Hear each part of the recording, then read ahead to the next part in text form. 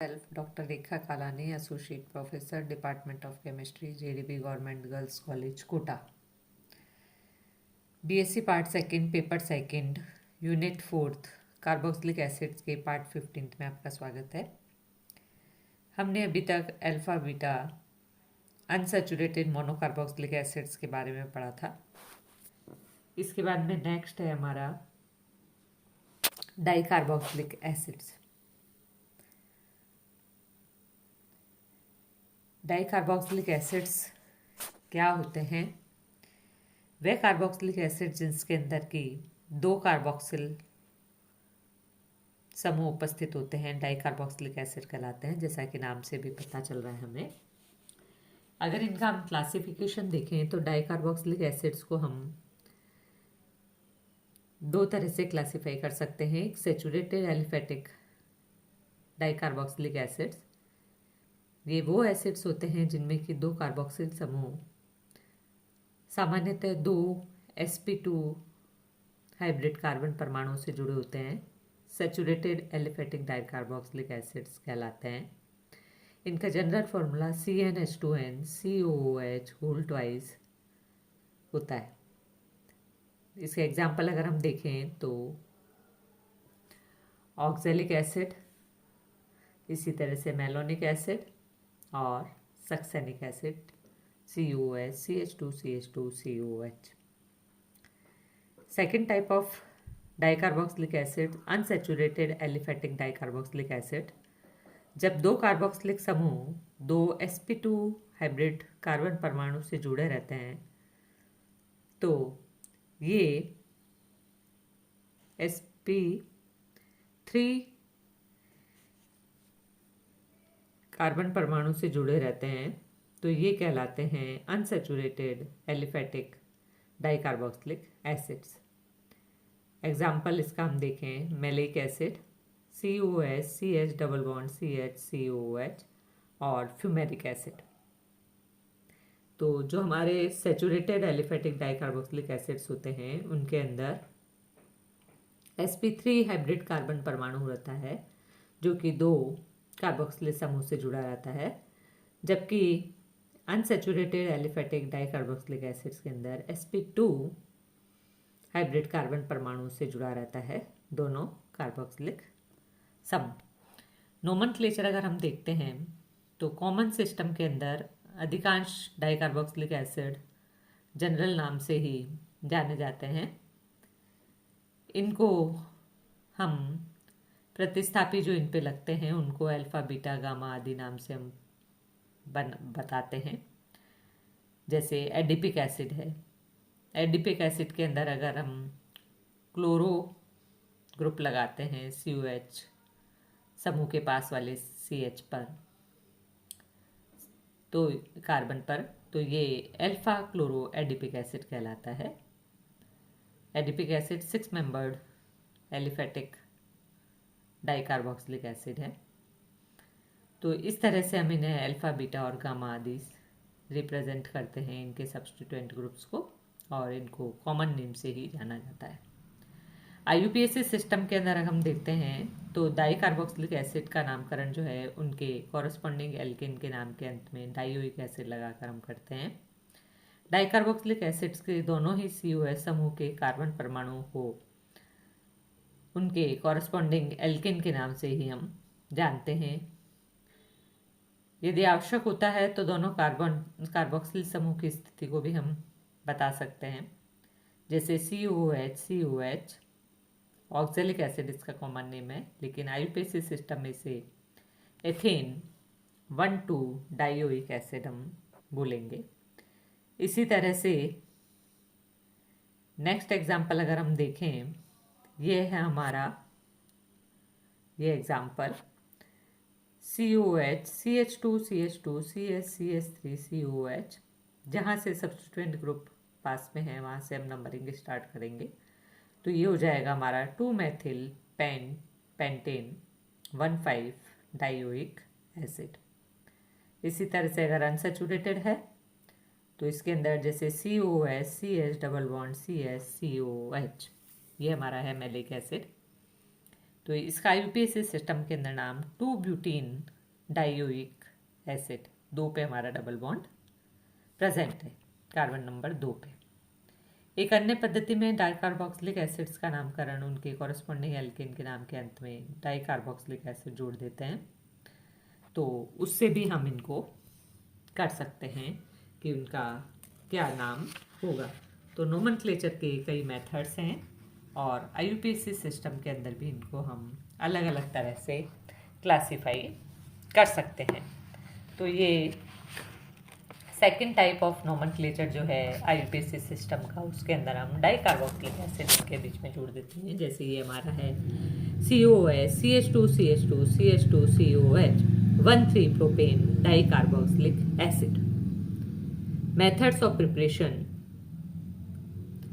इसमें first method हम देखें ऑक्सीडेटिव मेथड, ग्लाइकॉल या हाइड्रोक्सी अल्कोहल के ऑक्सीडेशन से भी हम इनको बना सकते हैं। ग्लाइकॉल तथा हाइड्रोक्सी अल्कोहल जिनमें कि CH2OH प्राइमरी अल्कोहलिक ग्रुप उपस्थित होता है, इसको यदि हम KMnO4 या K2Cr2O7 द्वारा डाइक्रोमेट या पोटेशियम परमैंगनेट द्वारा ऑक्सीडाइज करवाते हैं तो डाइकार्बोक्सिलिक एसिड्स हमें प्राप्त होते हैं। ये रिएक्शन अगर हम देखते हैं तो ये है हमारा CH2 whole N COOH CH2OH CH2OH।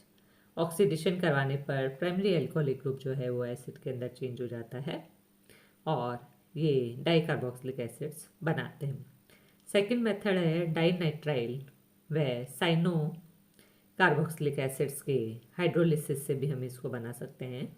डाइनाइट्राइल या साइनो कार्बोक्सिलिक एसिड्स के एसिड कैटेलिटिक हाइड्रोलिसिस से हम डाइकार्बोक्सिलिक एसिड्स को प्राप्त कर सकते हैं। जैसे ये हमारा है CH2 whole n CH2Br CH2Br plus NaCN sodium cyanide से, तो ये डाइसाइनाइड्स बनेंगे डाइनाइट्राइल्स। इनका हम एसिड कैटेलाइज्ड हाइड्रोलिसिस करवाते हैं HCl की प्रेजेंस के अंदर, तो ये CH2CN ग्रुप जो है वो CH2COH ग्रुप के अंदर, CN ग्रुप जो है वो साइनाइड ग्रुप जो है वो एसिड के अंदर चेंज हो जाता है। तो ये डाइनाइट्राइल्स और साइनो कार्बोक्सिलिक एसिड से हम बना सकते हैं। थर्ड मेथड है जाइलिन, ऑर्थोमेटा और पैराजाइलिन से भी इनका ऑक्सीडेशन अगर हम करते हैं इन प्रेजेंस ऑफ KMnO4 तो इनसे भी हमें dicarboxylic acid, aromatic dicarboxylic acids प्राप्त होते हैं। ऑर्थोजाइलिन होता है हमारा बेंजीन रिंग पर ऑर्थो पोजीशन पर 2 CH3 ग्रुप्स अगर लगे हैं तो ऑर्थोजाइलिन, इसको जब हम ऑक्सीडेशन करवाते हैं तो CH3 ग्रुप जो है वो एसिड्स के अंदर चेंज हो जाते हैं और थैलिक एसिड बनता है। इसी तरह से मेटाजाइलिन का अगर करवाते हैं तो इससे आइसोथैलिक एसिड का फॉर्मेशन होता है।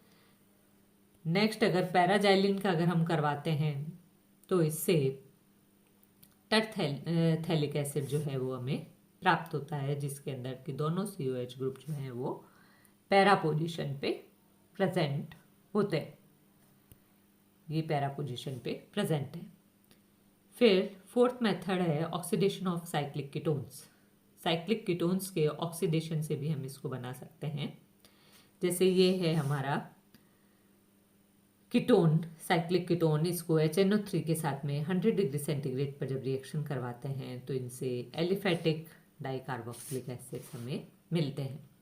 फ्रॉम हेलोजिनेटेड एस्टर्स, इसके अंदर विलियमसन रिएक्शन अगर हम करवाते हैं तो ये अभिक्रिया जो है वुड्स अभिक्रिया की तरह ही होती है। इसमें भी हेलोजिनेटेड कार्बोक्सिलिक एस्टर की सिल्वर या जिंक के साथ में अभिक्रिया करवाई जाती है। तो ये देखें हम BrCH2CH2COO C2H5 डाइस्टर्स हमने लिए हैं, Ag+ की उपस्थिति में क्रिया करवाते हैं तो AgBr निकल जाएगा और एस्टर का फॉर्मेशन होता है जो कि हाइड्रोलिसिस पे एसिड्स के अंदर चेंज हो जाते हैं। इसी तरह से बीटा कीटो एस्टर्स से भी हम बना सकते हैं। Dicarboxylic acids beta keto esters से भी बनाए जा सकते हैं। इसके अंदर हम लें सोडियम एसिटोएसिटिक एस्टर, हमारा रिएक्टिव मिथाइलिन कंपाउंड जो है उसका मिथाइलिन ग्रुप का एक हाइड्रोजन जो है वो हम सोडियम से अगर रिप्लेस कर देते हैं तो वो बन जाता है सोडियो एसिटो एसिटिक एस्टर। ये हमारा सोडियो एसिटो acetic ester.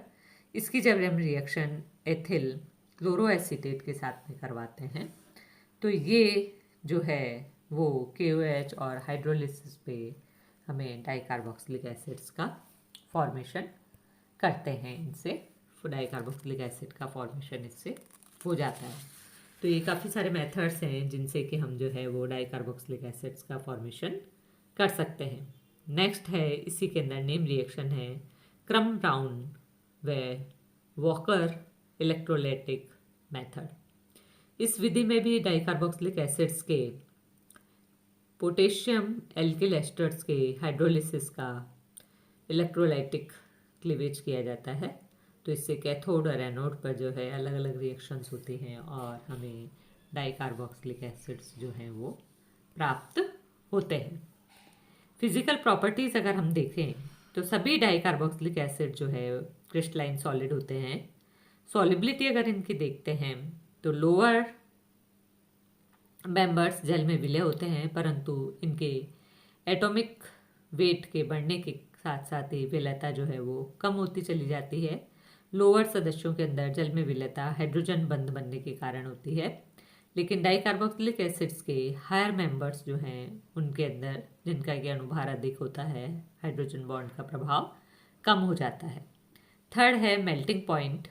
Dicarboxylic acids alternation या ऑसिलेशन रूल का भी अनुसरण इसके अंदर होता है और कार्बन की सम संख्या युक्त जो डाइकार्बोक्सिलिक एसिड्स के गलनांक जो हैं कार्बन की विषम संख्या युक्त डाइकार्बोक्सिलिक एसिड्स के गलनांक की अपेक्षा अधिक होते हैं। तो जो इवन नंबर्स डाइकार्बोक्सिलिक एसिड्स होते हैं उनके मेल्टिंग पॉइंट हाई होते हैं। इसी तरह से डाइकार्बोक्सिलिक एसिड्स के मेल्टिंग पॉइंट का ये क्रम जो है क्रिस्टल में COH समूह की कॉरस्पॉन्डिंग पोजीशन के कारण होता है और यह इवन नंबर्स डाइकार्बोक्सिलिक एसिड्स की लेटिस एनर्जी के कारण इसके अंदर ये पास पास आ जाते हैं और श्रृंखला के मध्य जो है वो इंटरमोलिक्यूलर फोर्स जो है वो ज़्यादा हो जाता है। तो इसीलिए जो इवन नंबर्स कार्बन की जिनके अंदर इवन नंबर्स होते हैं वो डाइकार्बोक्सिलिक एसिड के मेल्टिंग पॉइंट ज़्यादा होते हैं क्योंकि उनके अंदर स्ट्रॉन्ग इंट्रामोलिकुलर बॉन्ड प्रेजेंट होता है। तो इसी तरह से हम देखें कि इनका next property physical property acidic character. Dicarboxylic acids monocarboxylic acids की अपेक्षा जो है वो ज़्यादा स्ट्रॉन्ग होते हैं क्योंकि डाइकार्बोक्सिलिक एसिड्स में दोनों ही COH समूह एक जैसे होते हैं, परंतु इनका डिसोसिएशन कांस्टेंट जो होता है या एसिडिटी कांस्टेंट K1 और K2 जो भी होगा वो अलग अलग होता है। तो ये डाइकार्बोक्सिलिक एसिड्स की स्पेशल प्रॉपर्टी है कि इसके अंदर दो तरह के डिसोसिएशन कांस्टेंट होते हैं और इसी कारण से इनमें दो प्रोटॉन दो अलग अलग स्ट्रक्चर्स के रूप में अलग अलग पोजीशंस पे अपने प्रोटॉन्स को जो है वो मुक्त होते अपने इलेक्ट्रॉन्स को मुक्त करते हैं। तो फर्स्ट स्टेप के अंदर अगर हम देखें जैसे हमने लिया COH CH2 whole N COH, तो इसके अंदर प्रोटॉन जो है वो फर्स्ट स्टेप के अंदर निकलेगा और H+ आयंस बनाएगा। इसी तरह से दूसरा जो हमारा आयन बना है कार्बोक्सिलेट आयन वो निकलता है, तो दूसरे COH समूह से एक हाइड्रोजन निकलेगा और वो बनाएगा। तो दो अलग अलग डिसोसिएशन कांस्टेंट या एसिडिटी कांस्टेंट होने के कारण इनकी नेचर भी जो है वो दोनों की अलग अलग होती है। इसको हम किस तरह से एक्सप्लेन कर सकते हैं कि जो फर्स्ट स्टेप में पहला प्रोटॉन अम्ल के न्यूट्रल मॉलिक्यूल से रिलीज होता है। न्यूट्रल मॉलिक्यूल है अभी हमारा डाइकार्बोक्सिलिक एसिड, उससे रिलीज होगा और डाइकार्बोक्सिलिक एसिड में एक COH समूह इलेक्ट्रॉन अट्रैक्टिंग माइनस आई इंडक्टिव इफेक्ट के कारण दूसरे COH समूह से आसानी से प्रोटॉन को रिलीज कर देता है। परंतु COH समूह का जो माइनस आई इंडक्टिव इफेक्ट है उसके कारण दोनों कार्बोक्सिलिक समूह के मध्य में दूरी बढ़ने से वो कम हो जाता है। माइनस आई इंडक्टिव इफेक्ट जो है कम हो जाता है क्योंकि दोनों कार्बोक्सिलिक ग्रुप जो हैं वो ज़्यादा दूरी पर स्थित होते हैं, बीच में उनके अंदर मिथाइल ग्रुप्स प्रेजेंट होते हैं। सेकेंड स्टेप के अंदर क्या होता है कि दूसरा प्रोटॉन जो है वो डाइकार्बोक्सिलिक एसिड के कार्बोक्सिलेट आयन से रिलीज होता है। तो इसमें CO माइनस आयन जो है वो इलेक्ट्रॉन रिलीजिंग ग्रुप की तरह व्यवहार करता है, इलेक्ट्रॉन्स को डोनेट करता है। अतः इसके अंदर प्लस आई इंडक्टिव इफेक्ट के कारण दूसरे COS समूह से प्रोटॉन त्यागने की क्षमता कम हो जाती है क्योंकि वो इलेक्ट्रॉन डोनेटिंग ग्रुप हो जाता है CO minus ion carboxylate ion. तो ये प्लस आई इंडक्टिव इफेक्ट को दिखाता है। तो दूसरा जो COH ग्रुप लगा हुआ है उसके प्रोटॉन त्यागने की कैपेसिटी कम हो जाती है। इसी कारण से दूसरे COS समूह की एसिडिक स्ट्रेंथ जो है वो पहले वाले COS समूह के एसिडिक स्ट्रेंथ से कम हो जाती है और इसी कारण जो है Ka1 और Ka2 से अधिक हो जाता है या pKa1 का मान जो है वो pKa2 से कम हो जाता है। तो ये हम बता सकते हैं इन दोनों स्टेप से कि इनके अंदर जो एसिडिक करेक्टर है वो दोनों कार्बोक्सिलिक ग्रुप का अलग अलग होता है, दोनों की एसिडिटी के अंदर चेंज आता है। ये जो हमने देखा कि इसके अंदर किस तरह से जो है वो ये चेंज इसके अंदर आएगा। नेक्स्ट अगर हम इसमें देखें कि और क्या इसकी फिजिकल प्रॉपर्टीज़ है, तो डाइकार्बोक्सिलिक एसिड्स जो हैं उनके दूसरे COS समूह के इलेक्ट्रॉन आकर्षण प्रभाव के कारण ही मोनोकार्बोक्सिलिक एसिड्स की अपेक्षा ये ज़्यादा स्ट्रांग होते हैं। यदि दो कार्बोक्सिलिक एसिड्स के मध्य की दूरी अधिक होती है तो COS समूह की एसिडिक करेक्टर बढ़ाने की स्ट्रेंथ और CO माइनस आयन की एसिडिक करेक्टर कम करने की स्ट्रेंथ भी कम हो जाती है। इसीलिए डाइकार्बोक्सिलिक एसिड की एसिडिक स्ट्रेंथ को जो है वो हम इस तरह से लिख सकते हैं कि ऑक्जेलिक एसिड की सबसे ज़्यादा होती है क्योंकि दोनों COH ग्रुप जो हैं बिल्कुल पास पास होते हैं। मेलोनिक एस्टर के अंदर एक मिथाइलिन ग्रुप बीच में आ जाता है, दूरी बढ़ जाती है। सक्सेनिक एसिड में 2 मिथाइलिन ग्रुप जो हैं वो बीच में आते हैं तो इनकी दूरी और बढ़ जाती है COH ग्रुप की। ग्लूटेरिक एसिड के अंदर इसी तरह से 3 और एडिपिक एसिड के अंदर 4 CH2 ग्रुप मिथाइलिन ग्रुप जो हैं वो दोनों COS समूह के बीच में होते हैं तो इनकी एसिडिक स्ट्रेंथ जो है वो कम होती चली जाती है। तो जैसे जैसे COS समूहों के बीच की दूरी बढ़ती है एसिडिक स्ट्रेंथ जो है वो कम होती चली जाती है। नेक्स्ट है केमिकल रिएक्शंस। अगर हम देखें तो डाइकार्बोक्सिलिक एसिड्स की केमिकल रिएक्शन जो है कार्बन श्रृंखला की लंबाई पर भी निर्भर करती है। जब दोनों COS समूह 5 या 5 से अधिक CH2 मिथाइलिन समूह से अलग होते हैं तो COS समूह मोनोकार्बोक्सिलिक एसिड्स की तरह ही व्यवहार करता है, परंतु जब दोनों COS समूह बहुत पास पास होते हैं तो ये परस्पर क्रिया करते हैं जिसके फलस्वरूप इनमें अलग अलग उत्पाद बनते हैं। तो reactions due to COH group अगर हम देखें तो इसके अंदर डाइकार्बोक्सिलिक एसिड्स के 2 COS समूह उपस्थित होने के कारण ये डेरिवेटिव की दोनों श्रेणियां बनाते हैं, 2 सीरीज इनके अंदर बनती है। और अगर हम सक्सेनिक एसिड को एग्जाम्पल लेके और कुछ रिएक्शंस देखें जो कि हमने यहाँ देखी है, NaOH के साथ में अगर हम रिएक्शन करवाते हैं सोडियम हाइड्रोक्साइड के साथ में तो एक कार्बोक्सिलिक समूह का हाइड्रोजन रिप्लेस होकर सोडियम से और फिर दूसरे मॉलिक्यूल ऑफ NaOH से रिएक्शन करके डाइकार्बोक्सिलेट आयंस का सोडियम डाइकार्बोक्सिलेट आयंस का फॉर्मेशन होता है। इसी तरह से इथाइल अल्कोहल के साथ में करवाते हैं इन प्रेजेंस ऑफ H2SO4 तो इससे भी जो है वो हमें एस्टर्स का डाई एस्टर्स इनसे बनते हैं। PCl5 के साथ में करवाते हैं तो डाई एसिटाइल कंपाउंड्स बनते हैं। इसी तरह से हम H2SO4 और C2H5OH से करवाते हैं और फर्स्ट स्टेप में, और सेकंड स्टेप के अंदर अगर SOCl2 के साथ में करवाते हैं तो इससे क्लोरो एस्टर्स का फॉर्मेशन होता है।